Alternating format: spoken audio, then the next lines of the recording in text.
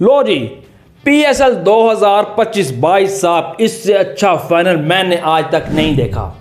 ठीक है, पिछला PSL, उससे पिछला PSL लास्ट बाल तक गए, आखिरी मोमेंट तक गए, लेकिन ये जो PSL मैच हुआ इसमें सही तरह से पता लगा दो तगड़ी टीमें आपस में टकराई हैं।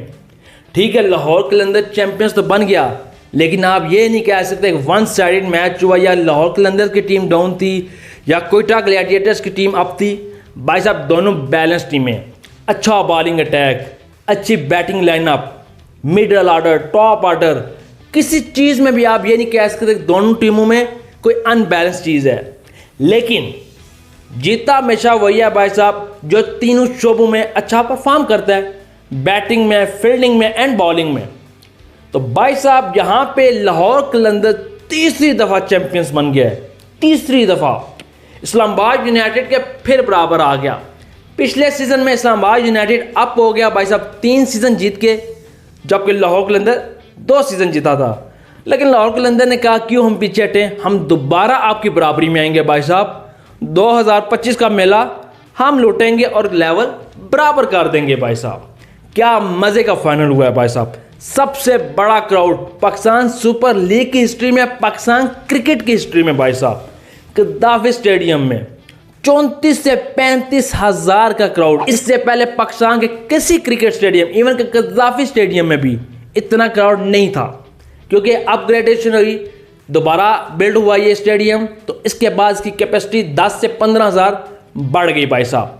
और ये इस तरह हिस्ट्री का सबसे बड़ा मैच हो गया, इस लिहाज से कि सबसे ज़्यादा क्राउड ग्राउंड में मौजूद था भाई साहब। और क्या फाइनल हुआ, अमेजिंग फाइनल भाई साहब। शहनशाह अफरीदी की बात की जाए, सिकंदर रज़ा की बात की जाए, उसकी एक अलग स्टोरी है, उसके ऊपर मैं एक अलग से व्लॉग बनाऊंगा भाई साहब। उसको मैं इस व्लॉग में नहीं ले सकता, क्योंकि उसकी डेडिकेशन, उसकी कमिटमेंट, मैंने एक व्लॉग में बताया भी था भाई साहब। सिर्फ एक मैच खेलने के लिए आया पेशावर ज़ल्मी के अगेंस्ट, उसके बाद उसका मैच था 22 तारीख को इंग्लैंड वर्सेस जिम्बाब्वे, फ्लाइट पकड़ के चला गया भाई साहब। लेकिन वो एक मैच नॉकआउट मैच था। लाहौर कलंदर के आप आखिर सारे 4 मैचेस देख रहे हैं इंक्लूडिंग फाइनल भाई साहब। जिस तरह लाहौर कलंदर जीता है, पहले पेशावर ज़ल्मी को हराया, ग्रुप स्टेजेस में क्वालिफाई किया प्ले ऑफ्स के लिए, पहले एलिमिनेटर में कराची किंग्स को बआसानी हराया चेजिंग करते हुए 191 रन्स का। उसके बाद इस्लामाबाद यूनाइटेड को वन साइडेड मैच हरा दिया भाई साहब। और फिर ये फाइनल कोयटा ग्लैडिएटर्स के अगेंस्ट सबसे बड़ा रन स्कोर चेस कर रहा हूँ, वो भी फाइनल में, इतने प्रेशर में, इतने बड़े क्राउड में। ये hats off to Lahore Qalandar, hats off to. छोड़ें आज मैच में क्या हुआ क्या नहीं हुआ भाई साहब, आहिस्ता आहिस्ता मैं आपको बताऊंगा सारी चीज़ें, आहिस्ता आहिस्ता भाई साहब। पहले लाहौर कलंदर के पिक्स में आ जाते हैं। जंग से पहले, जो ब्रेक से पहले PSL में लाहौर कलंदर के पास कौन कौन से प्लेयर्स थे? Daryl Mitchell, great signing. उसके बाद सैम बिलिंग, यानी टॉप से लेकर मिडल ऑर्डर से लेकर टेल एंडर तक पूरे तरीके से टीम को ऑर्गेनाइज किया गया भाई साहब, पूरे तरीके से। यानी पिछले सीजन की तरह नहीं करते रहे कि बल्ले प्लेयर सारे ओपनर्स इकट्ठे कर लिए, सारे मिडल ऑर्डर्स वाले इकट्ठे कर लिए, या सारे हिटर इकट्ठे कर लिए ना। इस बार लाहौर कलंदर की जो साइनिंग थी ना, बहुत मैच्योर थी। ये नहीं कि सिर्फ लाहौर कलंदर की बहुत आउट क्लास थी, कोयटा ग्लैडिएटर्स ने भी अच्छी खेली, अच्छी साइनिंग की। उसके बाद इस्लामाबाद यूनाइटेड ने भी, कराची किंग्स ने भी बहुत ज़बरदस्त साइनिंग की। लेकिन अनफॉर्चुनेटली जब गेम डे होता है, जो डे होता है, उस पर जो अच्छा परफॉर्म करेगा वो जीतेगा। एक टीम ने जीतना है, एक टीम ने हारना है।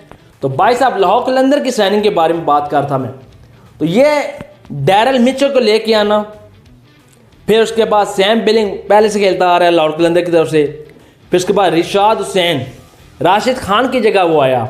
राशिद खान जो कि IPL खेल रहा था, जिसकी वजह से वो PSL में नहीं आया, क्योंकि गट्ठी लीग्स हो रही थी इस वक्त। तो भाई साहब, फिर ब्रेक के बाद डैरल मिचेल नहीं आए, सैम बिलिंग नहीं आए। उसके बाद कुशाल परेरा पहले से टीम में मौजूद थे, फिर कुशाल परेरा को मौका मिला आफ्टर ब्रेक, फिर कुशाल परेरा ने परफॉर्म करके दिखाया। फिर उसके बाद Rajapaksa against Sri Lanka left hand batsman, आय हाय क्या कमाल की साइनिंग की। उसके बाद शाकिबुल हसन, मेहंदी हसन मिराज, जो कि खेल नहीं सके लेकिन साइनिंग क्या आउट क्लास की भाई साहब। और फिर कुसाल परेरा ने जो फाइनल में परफॉर्म किया है सिकंदर रजा के साथ, अब्दुल्ला शफीक के साथ, अब्दुल्ला शफीक ने भी कमाल की इनिंग खेली, मोहम्मद नईम क्या कमाल का बैटर है भाई साहब। अब ज़रा मैं आपको स्कोर कार्ड के बारे में बताता हूँ कि किस किस बैट्समैन ने क्या परफॉर्म किया है कोयटा ग्लैडिएटर्स के और भाई साहब लाहौर कलंदर के बारे में। तो भाई साहब हसन नवाज क्या आउटस्टैंडिंग इमर्जिंग बैट्समैन है भाई साहब। कोयटा ग्लैडिएटर्स ने शानदार पिक की और फिर इस खिलाड़ी ने परफॉर्म करके दिखाया भाई साहब। ऐसा नहीं हुआ कि कहीं पे डगमगाया हो, कहीं पे भाई साहब क्या पावरफुल शॉट्स खेले, इवन के लाहौर कलंदर के अगेंस्ट फाइनल में भी। तो भाई साहब हसन नवाज ने 76 रन की इनिंग खेली 43 बॉलों पे।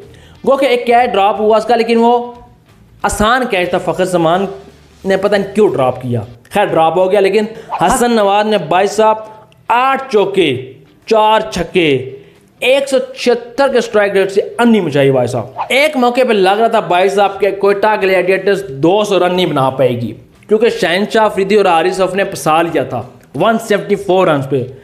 फिर ओवर आता है सलमान मिर्ज़ा का और सामने एक खिलाड़ी खड़ा हो राणा फ़हीम अशरफ और वो ना मारे, सवाल ही पैदा नहीं होता। भाई साहब राणा फ़हीम अशरफ ने 8 बॉलों पे 28 रन, 2 चौके 3 छक्के, यानी एक ही ओवर में भाई साहब 22 रन ठोक के डाले उसने।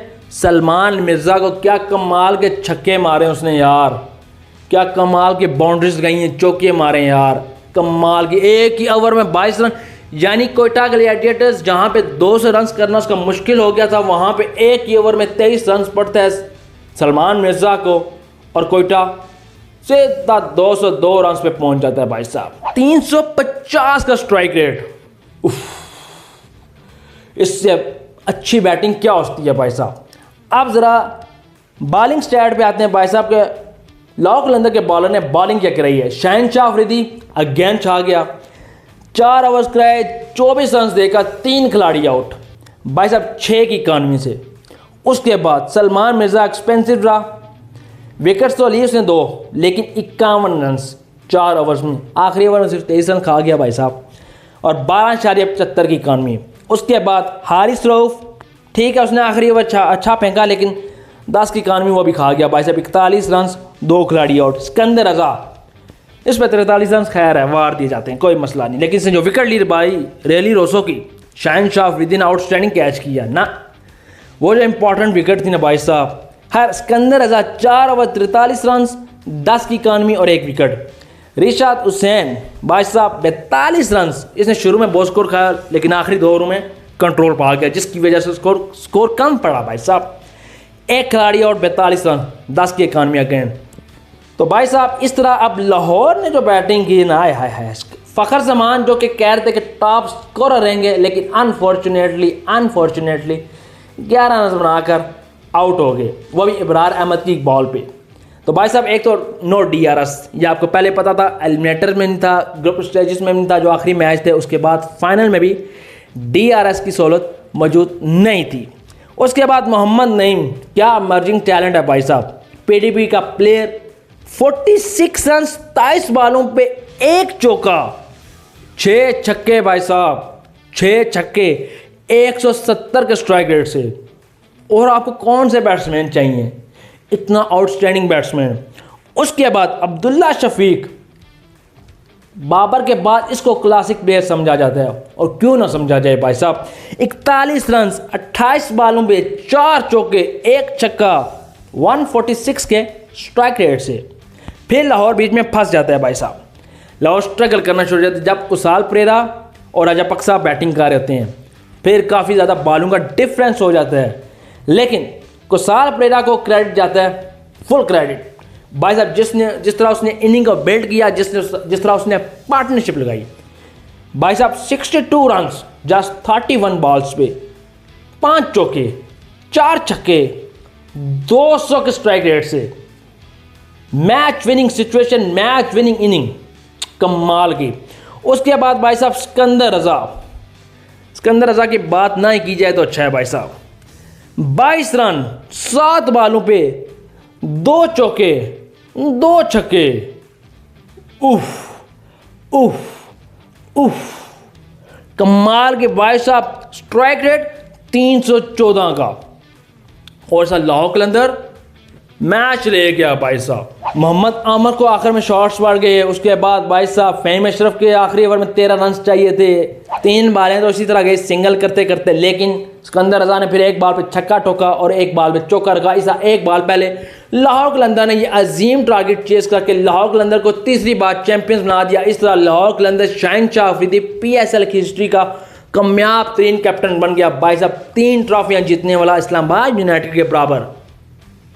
और क्या चाहिए भाई साहब। तो इस हवाले से लाहौर कलंदर के फैंस, इस परफॉर्मेंस के हवाले से, सिकंदर रजा के हवाले से मैंने कहा मैं एक लाख वीडियो बनाऊंगा भाई साहब। इस व्लॉग में मैं डिस्कशन नहीं करूंगा। तो इस फाइनल के बारे में, इस PSL के बारे में क्या कहना चाहेंगे, स्पेशली लाहौर कलंदर के परफॉर्मेंस के बारे में आप क्या कहना चाहेंगे, कमेंट बॉक्स में आ जाएं भाई साहब, आ जाएं।